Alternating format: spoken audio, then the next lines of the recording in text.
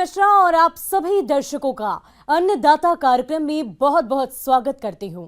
हमारे देश का किसान जन का पोषक है, वो श्रम का देवता है, अन्नदाता है और उसमें ही भारत की आत्मा निवास करती है। ऐसे ही किसानों की प्रगति के लिए हम खेती बाड़ी से जुड़ी बहुत सी नई लाभकारी जानकारियां हर रोज सुबह आपके लिए लेकर आते हैं। तो चलिए कार्यक्रम शुरू करने से पहले देखते हैं क्या है आज के अन्नदाता में खास। सोयाबीन की खेती करके कमाए अच्छा लाभ।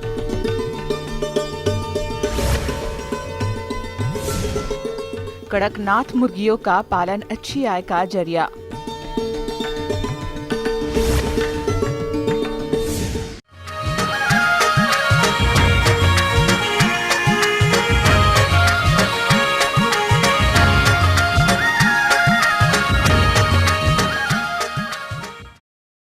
हमारे प्रदेश के जो किसान भाई सोयाबीन की खेती कर रहे हैं, उनकी फसल बुआई के अनुसार पुष्पन और फली बनने की अलग अलग अवस्था में खेतों में खड़ी है। तो आप इसकी अच्छी उपज के लिए फसल का प्रबंधन किस तरह से करें, इस बारे में जानकारी के लिए मिलते हैं राजमाता विजय राजे सिंधिया कृषि विश्वविद्यालय ग्वालियर के वरिष्ठ वैज्ञानिक डॉक्टर राजपाल सिंह तोमर से।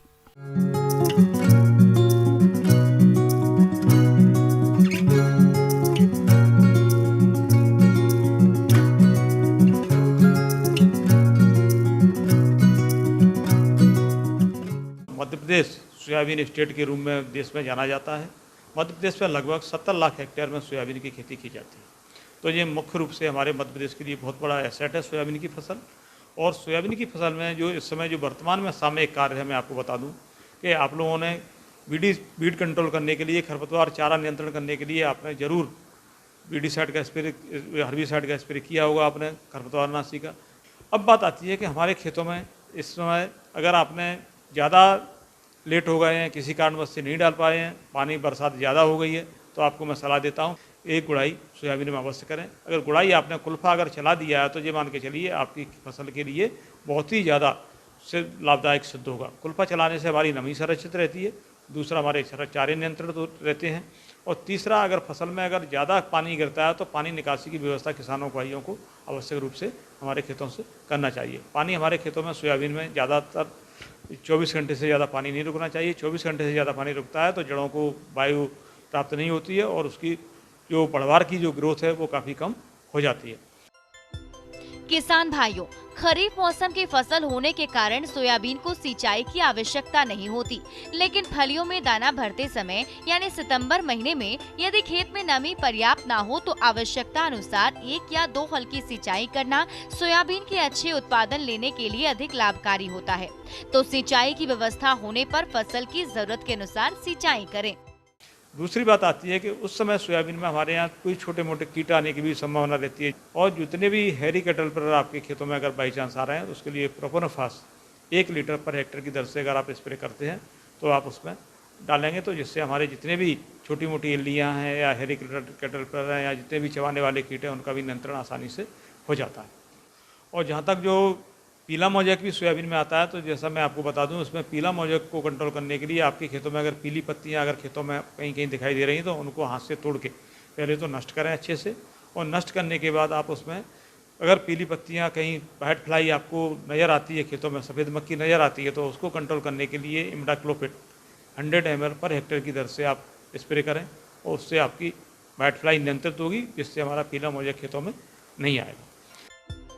सोयाबीन का घेरवा रोग यह एक फफूंद जनित रोग है जो कि फूल की अवस्था में देखा जाता है। इस रोग के कारण पौधे की पत्तियों पर छोटे छोटे सुई के नोक के आकार के मटमैले भूरे व लाल भूरे सतह से उभरे हुए धब्बे के रूप में पत्तियों की निचली सतह पर समूह के रूप में पाए जाते हैं। धब्बों के चारों ओर पीला रंग होता है। पत्तियों को थपथपाने से भूरे रंग का पाउडर निकलता है। इस रोग की रोकथाम के लिए रोगरोधी किस्में जैसे JS 2029, NRC 86 का प्रयोग करें। रोग के रासायनिक नियंत्रण के लिए हेक्साकोनाजोल या प्रोपिकोनाजोल 800 मिलीलीटर प्रति हेक्टेयर की दर से छिड़काव करें। दूसरी बात आती है कि हमारे खेतों में कभी कभी क्या होता है, किसान भाई शिकायत करते हैं कि हमारे खेतों में फूल कम बन रहे हैं या फलियां कम आ रही हैं, बोले साहब पिछले साल इसमें फलियां बहुत कम आई थी। तो फलियां कम आने का मुख्य कारण है किसान भाई हमारी उसमें स्पेसिंग, जो दूरी मेंटेन नहीं करते हैं उनमें फलियां कम आती हैं, उसमें फूल कम आते हैं। तो मैं उनको सलाह देना चाहूँगा कि सोयाबीन की फसल को 30 से लेकर 45 सेंटीमीटर की दूरी पर भूमि के अनुसार और जातियों के अनुसार अगर आप बोनी करेंगे तो आपके खेतों में पर्याप्त फलियां आएंगी और पर्याप्त फूल उसमें निकलेंगे, जिससे आपको उत्पादन में काफ़ी अच्छी संभावना रहेगी। किसान भाइयों, अब लेते हैं एक छोटा सा ब्रेक।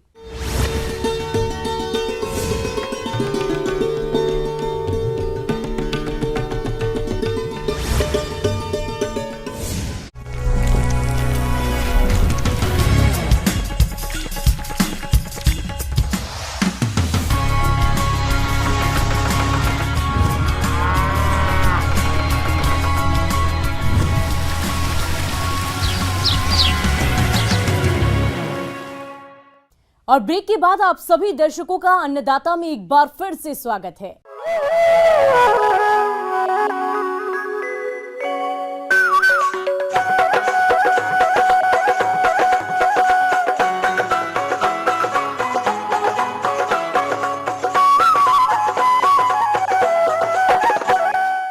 नॉनवेज फूड में चिकन को उसके बेहतरीन स्वाद के लिए जाना जाता है, लेकिन पिछले कुछ वर्षों में अपने लजीज स्वाद और पौष्टिक गुणों के कारण मशहूर हो चुके कड़कनाथ मुर्गे की मांग काफी ज्यादा बढ़ गई है और प्रदेश के बहुत से किसान कड़कनाथ मुर्गे का पालन कर आसानी से लाखों रुपए कमा रहे हैं। अगर आप भी इस व्यवसाय को करना चाहते हैं तो किन किन बातों पर खास ध्यान दें, आइए जानते हैं डॉक्टर सुशील प्रसाद से।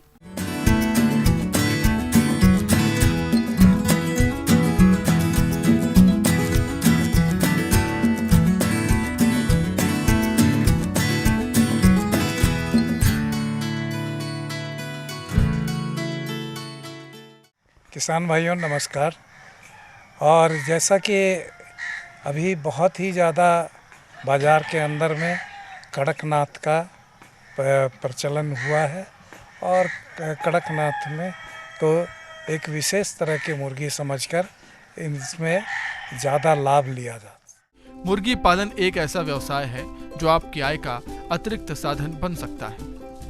ये व्यवसाय बहुत कम लागत में शुरू किया जा सकता है और इस व्यवसाय में मुनाफा भी काफी ज्यादा है। अगर हम बात कड़कनाथ मुर्गे की करें तो इसमें प्रोटीन तो होता ही है, साथ ही इसमें बहुत सारे औषधि गुण भी होते हैं। दरअसल कड़कनाथ प्रीमियम नस्ल है। इसका दाम आम चिकन की तुलना में 3 गुना ज्यादा तक होता है। चटक काले रंग के इस मुर्गे में फैट ना के बराबर होता है और इसकी मीट का स्वाद बहुत ही स्वादिष्ट होता है। जहाँ तक कड़कनाथ की बात है तो कड़कनाथ पहले झाबुआ एक डिस्ट्रिक्ट है मध्य प्रदेश में, वहाँ की प्रजाति है यह, जो कि भारतवर्ष में करीब करीब हर जगह पर इसका पालन शुरू कराया गया ताकि इसको कंजर्व भी किया जा सके और इससे हमारे मुर्गी पालकों को अधिक लाभ मिल सके। जैसा कि हम जानते हैं कि कड़कनाथ का गुण यही है, कह सकते हैं कि उसकी पहचान यही है कि ये काले रंग का इसका पूरा पंख होता है और साथ में अगर आप मांस को भी अगर इसे ये करते हैं तो मांस का रंग भी कालापन लिया हुआ होता है।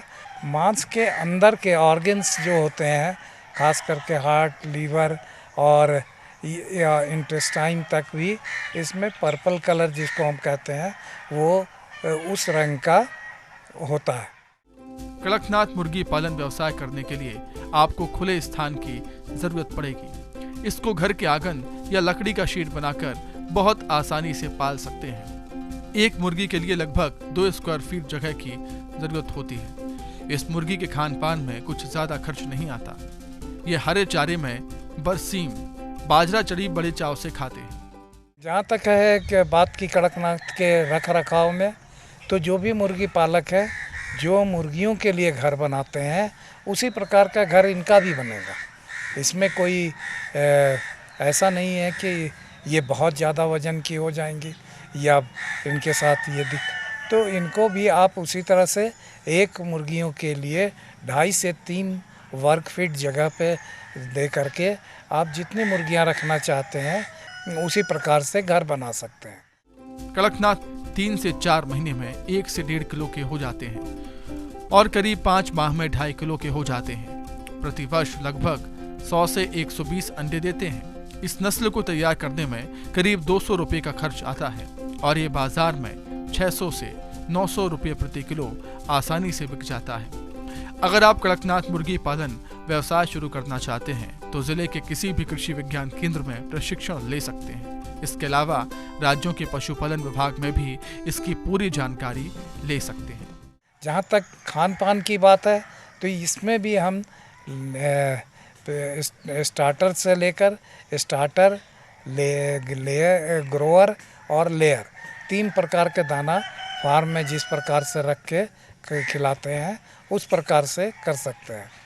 और अच्छा होगा हमारे ज़्यादा लाभ लेने के लिए अगर मुर्गी पालक या जो व्यवसाय शुरू कर रहे हैं वो अपने फार्म के आगे एक जाली से घेर कर एक नेट बना करके इनको चरने के लिए छोड़ें ताकि आपका दाने का खर्च कम हो सकेगा, क्योंकि ये बाहर के चीज़ों को घास पत्ते मिट्टी से खा करके भी भोजन ग्रहण करते हैं। तो आप आधा दाना का ही व्यवस्था कीजिए और आधा इसको प्रयास कीजिए कि चरा करके आप इसका प्रयोग में ला सकें। और ये मुर्गियां अंडे और मांस दोनों के लिए उचित हैं। इससे आप अंडे भी प्राप्त करेंगे। ये भूरे रंग की यानी कि ब्राउन कलर के इसके अंडे होते हैं और इसके अगर आप चूजा निकाल सकिए तो जो देसी मुर्गियों के साथ जो मुर्गियां ये भी मुर्गियां कुड़ुक भी होती हैं यानी कि अंडे सेने के लिए तैयार होती हैं, तो इनको आप अंडे के ऊपर में बिठा करके भी आप चूजे निकाल सकते हैं। तो मैं समझता हूँ कि कड़कनाथ के फार्मिंग अब आप शुरू कर सकते हैं। आगे और भी है खेती बाड़ी से जुड़ी बहुत सी रोचक जानकारियां। कहीं नहीं जाइएगा, रुकेंगे एक छोटे से ब्रेक के लिए।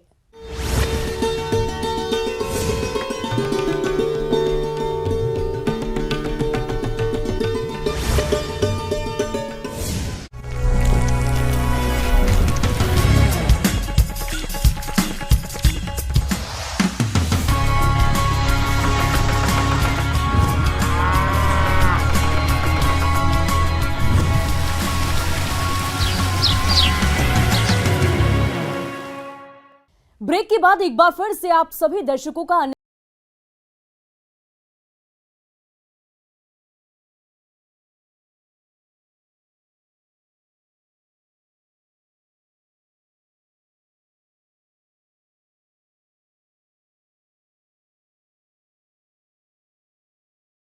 किसान भाई खेती के साथ साथ दुधारू पशुओं का पालन करते हैं, लेकिन वह इनमें आने वाली बीमारी लंगड़ी बुखार की समस्या के कारण लक्षण और बचाव उपचार की जानकारी के अभाव में सही समय पर उपचार नहीं करा पाते, जिसकी वजह से पशुपालकों को आर्थिक हानि का सामना करना पड़ता है। इसलिए लंगड़ी बुखार की समस्या के समाधान के बारे में जानकारी दे रहे हैं वरिष्ठ पशु वैज्ञानिक डॉक्टर पीपी सिंह।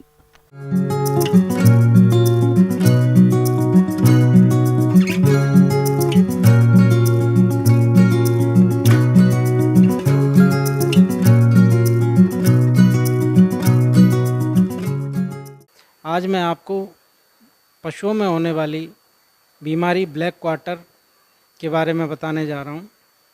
देखिए, ब्लैक क्वार्टर जैसे ही बीमारी की बात आती है तो इस रोग का जो प्रकोप रहता है वो बरसात के समय ज़्यादा रहता है। और बरसात के समय भी अगर अपन एक विशेष चीज़ पे गौर करें कि ये ऐसे पशुओं में होता है जिसमें शरीर के पिछले पैर या जो कहना चाहिए मोटा मोटा हस्तपुष्ट पशु रहते हैं, विशेषकर बैल और सांडों में ये बीमारी ज़्यादा मात्रा में होती है। किसान भाइयों, वैसे तो यह रोग गाय और भैंस दोनों में होता है, परंतु यह रोग गाय में अधिक पाया जाता है। ये एक खतरनाक बीमारी है। इससे बचने के लिए पशु का उपचार शीघ्र करवाना चाहिए, क्योंकि इस बीमारी में जीवाणुओं द्वारा जहर शरीर में पूरी तरह फैल जाने से पशु की मृत्यु हो जाती है। जैसे ही बीमारी की बात आती है तो अपने दिमाग में ये बात आता है कि ऐसी बीमारी है पशु की जिसमें पशु के शरीर के पिछले पैर या ये कहें कि ऐसे पैर जिन पे मांस की मात्रा ज़्यादा होती है, ज़्यादा मांसल होते हैं, इन पैरों में जब कभी कोई चोट वगैरह लग जाती है तो उस चोट में एक एनारोबिक बैक्टीरिया क्लोस्ट्रीडियम प्रजाति का वो उसमें ग्रोथ कर जाता है और जिसके कारण पशु के उस पैर में सड़न पैदा हो जाती है। उस सड़न की वजह से अगर अपन ध्यान से ऑब्जर्व करें तो अपने को ऐसा, अगर उस जगह को दबा के देखेंगे तो ऐसा महसूस होगा कि जैसे उसमें कोई गैस भरी हुई है। एक टिपिकल क्रिपिटेटिंग साउंड आती है, तो उसकी वजह से अपन ये पहचान कर सकते हैं कि हाँ साहब, इसमें पशु के इस भाग में सड़न पैदा हो रही है, गैस सी भरी हुई है। तो जब ये सड़न पैदा हो जाती है और इसको अगर पशु चिकित्सक द्वारा समय से इलाज नहीं किया जाता है तो उस परिस्थिति में ये होता है कि हमारा पशु का वो पैर हमको काटना पड़ता है, क्योंकि गैंग्रीनस कंडीशन बन जाती है। तो अपन लोग बहुत आसानी से एक अंदाज़ा लगा सकते हैं कि कटे हुए पैर का पशु हमारे किस उपयोग का रहेगा। तो ऐसी परिस्थिति में हमारा पशु अगर अपन देखें तो वास्तव में बेकार हो जाता है, हमारे उपयोग का नहीं रहता है। और रोगी पशु जहाँ पर रखा गया हो उस स्थान की लाल दवा या फिनाइल डालकर सफाई करनी चाहिए। साथ ही चूना का छिड़काव करें और पशु का उपचार पशु चिकित्सक की सलाह पर रोग की प्रारंभिक अवस्था में ही शुरू करवाना चाहिए। दूसरा क्या होता है कि जो रोगी पशु होता है उससे स्वस्थ पशु को भी फैल सकता है। तो ऐसी परिस्थिति में अपने को ये करना है, यदि हमें किसी पशु में एक लक्षण दिखाई दे रहे हैं तो उसको स्वस्थ पशुओं के झुंड से अपने को सेपरेट कर देना है। यदि ऐसा पशु हमारा किसी कारणवश मृत हो गया है तो उसके जो फोमाइट्स हैं, जो उसकी बेडिंग मटेरियल है, उसके पीने के बर्तन हैं, पानी के बर्तन हैं और क्या नाम है उसका भूसा चारा, जो भी चीज़ें हैं उनको पहले तो हमें प्रयास ये करना चाहिए उनको निस्तारित कर दें, फेंक दें।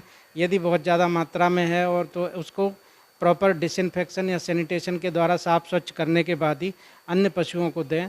ऐसे पशु का निस्तारण भी अपने को प्रॉपर तरीके से करना है। उनको ज़मीन में गड्ढे खोद के अपन गाड़ सकते हैं जिससे कि बीमारी का फैलाव अन्य स्वस्थ पशुओं में नहीं होगा। देखिए, इलाज के लिए अगर अपन बात करते हैं तो इसमें सिंपल एंटीबायोटिक ट्रीटमेंट का उपचार किया जाता है। पशु चिकित्सक द्वारा 4 से 5 दिन तक एंटीबायोटिक ट्रीटमेंट किया जाता है।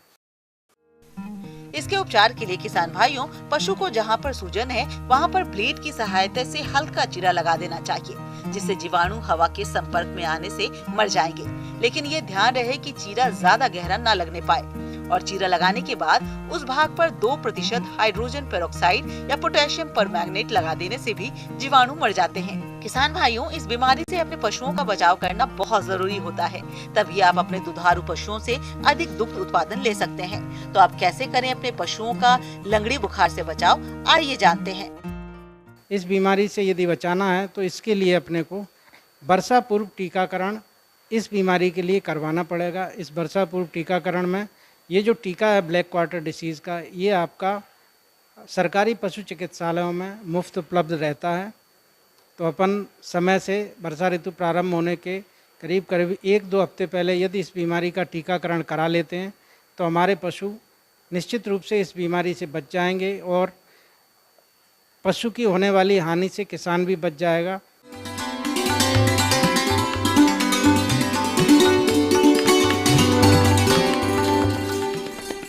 आइए जानते हैं अन्नदाता निःशुल्क फोन के माध्यम से पूछे गए समस्याओं का समाधान। आज की अन्नदाता हेल्पलाइन में हमने जिस प्रश्न को शामिल किया है उसे पूछा है ग्राम तिरना, जिला बैतूल के मोहन लाल ने। आपने अनार के बाग में कीटों के नियंत्रण के बारे में जानकारी चाहिए है, तो इसके लिए देखिए कार्यक्रम का यह अंश।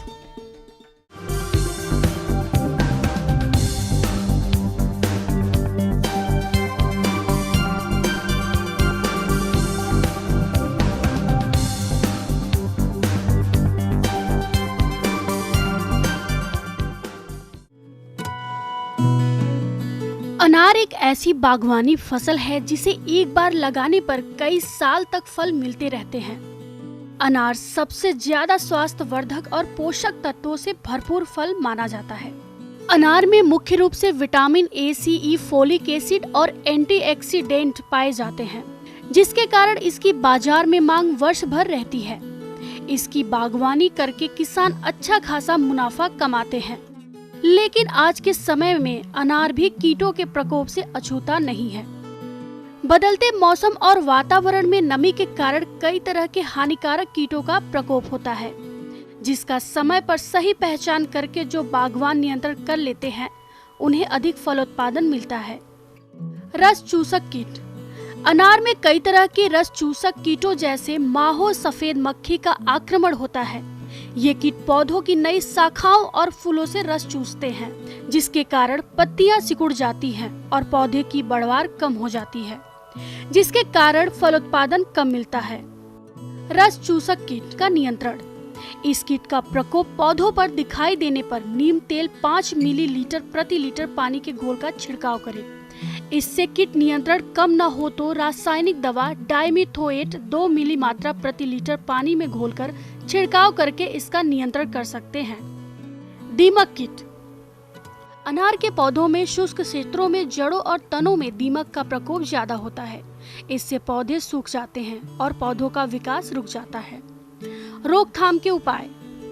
पौधों को लगाते समय प्रत्येक गड्ढे की भराई के समय 50 ग्राम मिथाइल पैराथियोन चूर्ण मिला दें, तो इस कीट का प्रकोप नहीं होगा। और यदि बाग में दीमक कीट का प्रकोप हो गया हो तो क्लोरपाइरिफास कीटनाशक दवा सिंचाई के साथ प्रयोग करके इसे नियंत्रित कर सकते हैं। अनार तितली कीट। अनार की खेती में लगने वाली प्रौढ़ तितली उसके फूलों और छोटे फलों पर अंडे देती है, जिनसे इल्ली निकलकर फलों के अंदर प्रवेश करके बीजों को खा जाती है। इससे बागवान को काफी नुकसान होता है। रोकथाम। बागवान इसकी रोकथाम के लिए प्रभावित फलों को नष्ट कर दे। ऐसे में बेहतर होगा कि फलों को नेट या कपड़े से ढककर रखें। इस कीट के नियंत्रण के लिए इंडोकार्ब दवा 1 मिलीलीटर प्रति लीटर पानी के घोल का 15 दिन के अंतराल पर 2 बार छिड़काव करके इस कीट को नियंत्रण कर सकते हैं। तना छेदक कीट। यह कीट पौधों के तने में छेद करके नुकसान पहुंचाता है। इससे निकली फलियां पौधों की शाखाओं में छेद बनाकर उसे नुकसान पहुंचाती हैं। कभी कभी तो पूरा पौधा सूख जाता है। रोकथाम। इसके नियंत्रण के लिए छेदों में तार डालकर इनको नष्ट कर दें और तार की सहायता से रुई में केरोसिन तेल या पेट्रोल मिलाकर छेद में भर दें। इसके बाद गीली मिट्टी से छेद को बंद कर देना चाहिए। इस तरह से इस कीट का नियंत्रण हो जाता है और आगे होने वाला नुकसान से पौधे बच जाते हैं। छाल भक्षक कीट। इस कीट की सुंडी लटलियां अप्रैल से दिसंबर तक अधिक क्षति पहुंचाती है। अनार के पुराने व घने बागों में इस कीट की ज्यादा क्षति पहुंचती है। इस कीट की लटे झल्लियां अनार की झाल शाखाओं या तनों में छेद करके अंदर छिपी रहती हैं। रात्रि में ये इन छिद्रों से निकलकर पौधों की झाल को खाकर क्षति पहुंचाती हैं। कीट नियंत्रण के उपाय। इस कीट से प्रभावित कटी फटी ये छाल या ढीली छाल को हटा दे ताकि वयस्क बीटल अंडे न देने पाए। इसके अलावा सूखी और कीट ग्रसित शाखाओं को काट कर नष्ट कर दे। कीट का प्रकोप दिखाई देने पर छिद्रों में केरोसिन या पेट्रोल 3 से 5 मिलीलीटर प्रति सुरंग या छिद्र में पिचकारी या इंजेक्शन की सहायता से डालें या रुई का पोहा बनाकर अंदर डाल दें और छिद्र को गीली मिट्टी लगाकर बंद कर दें। शाखाओं पर मिथाइल पैराथियोन 50 ईसी दवा 2 मिलीलीटर प्रति लीटर पानी का घोल बनाकर छिड़काव करना चाहिए। अधिक आक्रमण होने पर कॉपर ऑक्सीक्लोराइड COC घोल का लेप तने के चारों ओर लगा दे। कार्बोरिल 50 WP 2 ग्राम प्रति लीटर पानी के हिसाब से तने की 3 फीट की ऊंचाई तक छिड़काव करके कीट का नियंत्रण कर सकते हैं। बागवान भाइयों, अनार के बाग में कीट नियंत्रण के उपायों में सबसे पहले भौतिक विधि का प्रयोग करें। इसके बाद जैविक विधि से कीट नियंत्रण करें और इन सबसे नियंत्रित न होने की दशा में रासायनिक दवाओं का इस्तेमाल करना चाहिए। इस बात का ध्यान रखें कि फलों की तुड़ाई के बाद दवा का छिड़काव करें और दवा छिड़काव के 1 सप्ताह बाद फलों की तुड़ाई करनी चाहिए। ऐसा करके बागवान अनार के बाग से अच्छी गुणवत्ता की भरपूर फल उत्पादन लेकर अच्छा खासा मुनाफा कमा सकते हैं।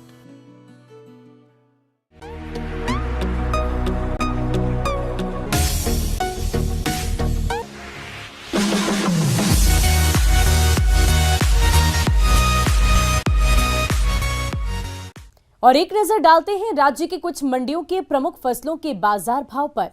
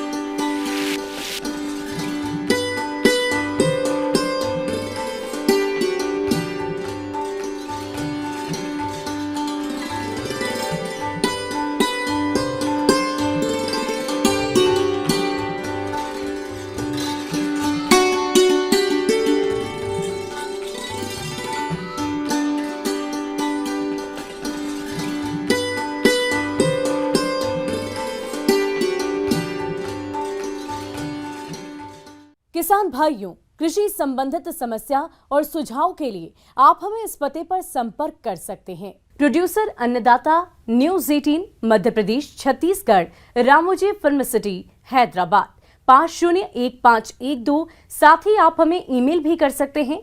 हमारा ईमेल है p18annadatamp@nw18.com।